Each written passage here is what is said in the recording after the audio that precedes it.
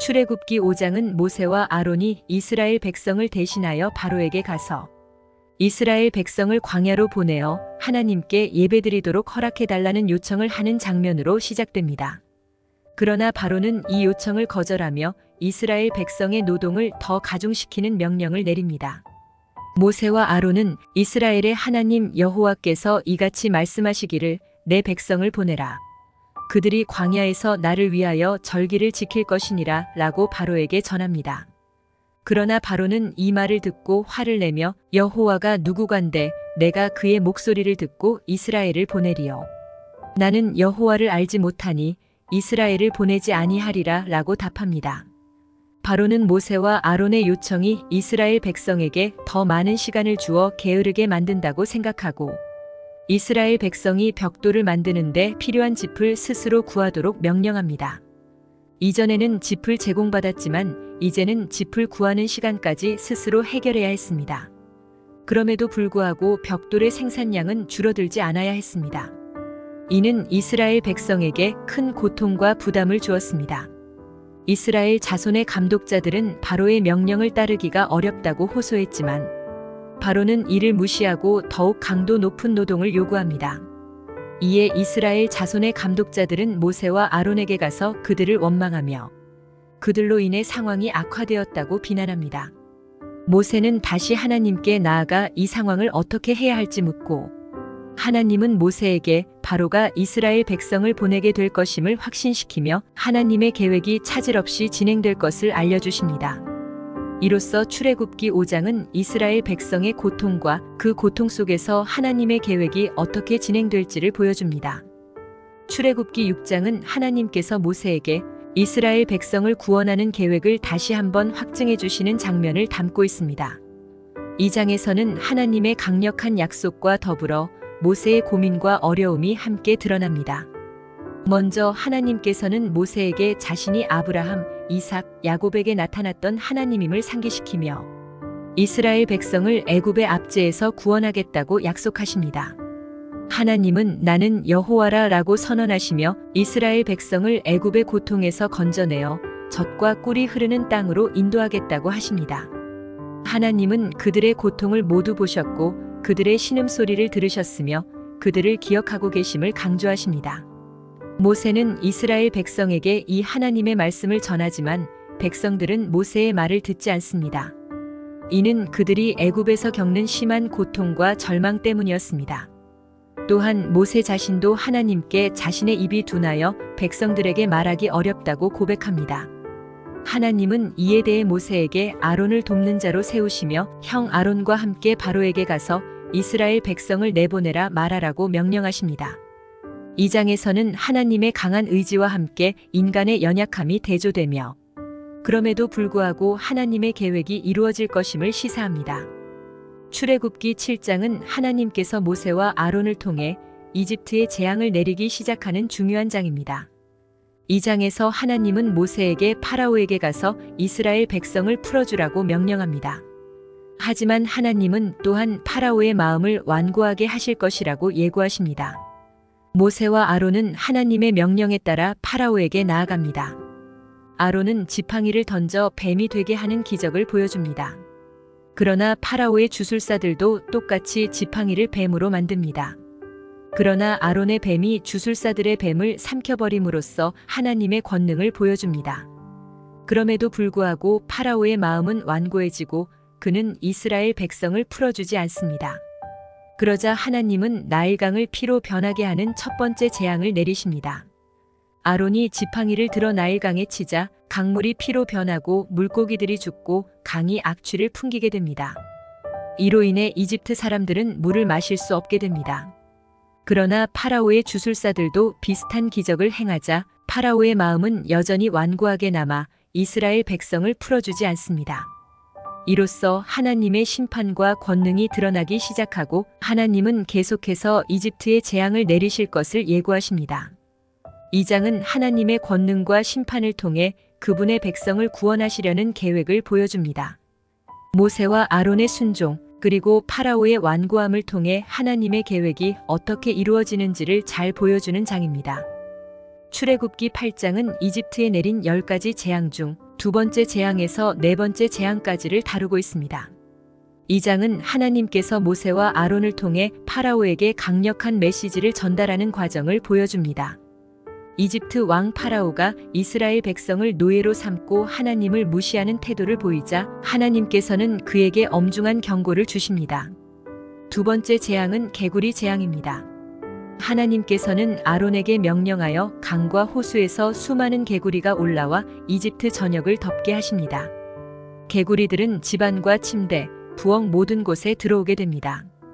파라오는 이를 보고 모세와 아론에게 개구리들을 없애달라고 간청하며 이스라엘 백성을 보내겠다고 약속합니다. 그러나 개구리들이 사라지자마자 파라오는 약속을 어깁니다. 세 번째 재앙은 이 재앙입니다. 하나님께서는 아론에게 명령하여 흙먼지를 쳐서 이가 되게 하십니다. 이 재앙으로 인해 사람과 동물 모두가 큰 고통을 겪습니다. 이집트의 주술사들도 이를 만들어내려고 하지만 실패하고 이는 하나님의 능력임을 인정합니다. 그러나 파라오는 여전히 마음을 굳게 닫습니다. 네 번째 재앙은 파리 재앙입니다. 하나님께서는 모세에게 파라오에게 경고를 주라 명하십니다. 만약 파라오가 이스라엘 백성을 보내지 않으면 이집트에 수많은 파리떼가 나타날 것이라고 말합니다. 파라오는 처음에는 이를 무시하지만 결국 파리떼가 이집트를 덮자 모세와 아론에게 도움을 요청합니다. 그러나 재앙이 끝난 후 다시 약속을 어깁니다. 출애굽기 8장은 하나님께서 자신의 백성을 위해 강력한 능력과 인내로 일하시는 모습을 보여줍니다. 또한 하나님의 경고를 무시하는 자들에게는 그에 따른 결과가 따름을 분명히 알려줍니다.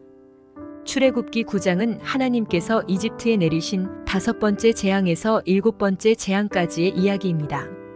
이 장에서 우리는 하나님의 강력한 능력과 그럼에도 불구하고 완악한 마음을 굳히는 바로의 모습을 볼 수 있습니다. 다섯 번째로 하나님은 모세를 통해 바로에게 이집트의 짐승의 전염병을 내리겠다고 경고하십니다. 이 전염병은 이집트 사람들의 짐승들에게만 내려지고 이스라엘 백성의 짐승들은 보호받습니다. 이로 인해 이집트의 많은 가축이 죽게 됩니다.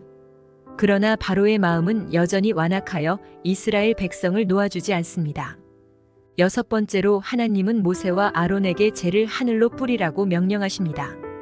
그러자 사람과 짐승에게 악성 종기가 생깁니다. 이 재앙으로 인해 이집트의 주술사들도 더 이상 모세와 아론 앞에 서지 못할 정도로 고통을 겪습니다.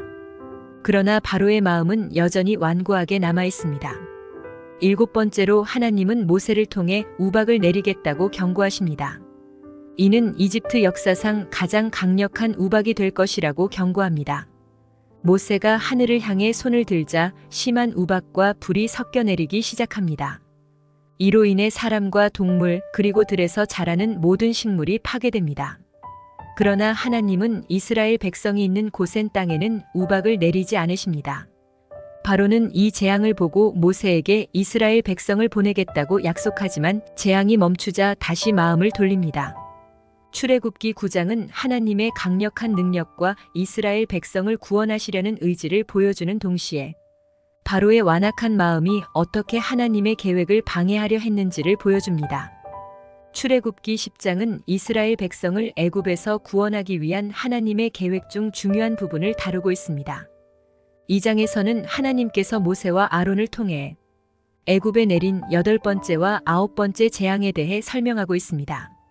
하나님께서는 모세에게 바로에게 가서 이스라엘 백성을 보내라고 전하라 하셨습니다. 하지만 바로는 여전히 마음을 완악하게 하여 하나님의 명령을 따르지 않았습니다. 그러자 하나님은 메뚜기 재앙을 예고하셨습니다. 모세는 바로에게 경고했지만 바로는 여전히 고집을 부렸습니다.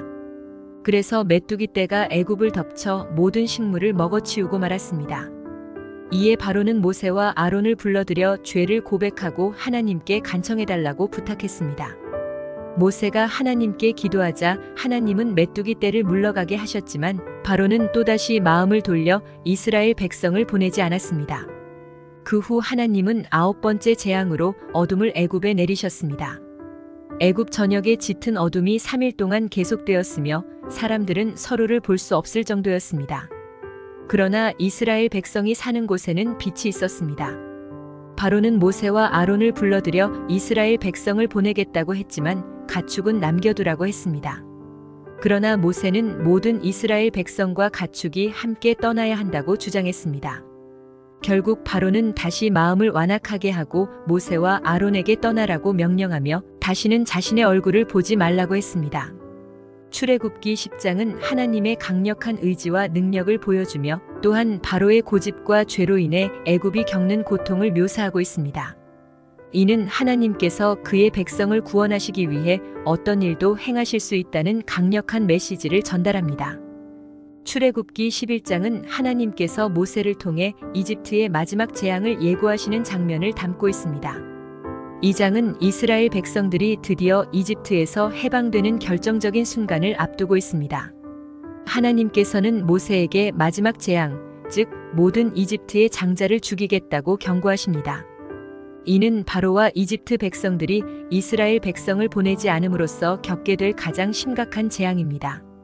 그러나 하나님은 이스라엘 백성에게는 이 재앙이 미치지 않도록 보호하실 것을 약속하십니다. 모세는 바로에게 마지막 경고를 전하며 이 재앙이 있을 때 이집트의 모든 장자가 죽게 될 것이고 이로 인해 큰 슬픔과 애통이 있을 것이라고 말합니다. 그러나 이스라엘 백성은 그 어떠한 고통도 겪지 않을 것이며 하나님이 그들을 특별히 보호하실 것이라고 말합니다. 이 장의 마지막 부분에서는 하나님께서 모세에게 이스라엘 백성들이 이집트를 떠날 준비를 하라고 지시하십니다. 출애굽기 11장은 하나님의 강력한 손길과 그분의 계획이 어떻게 이루어질지를 보여주는 중요한 장입니다. 이 장은 또한 하나님께서 자신의 백성을 얼마나 사랑하시고 보호하시는지를 강조하며 하나님의 약속이 반드시 성취될 것임을 보여줍니다.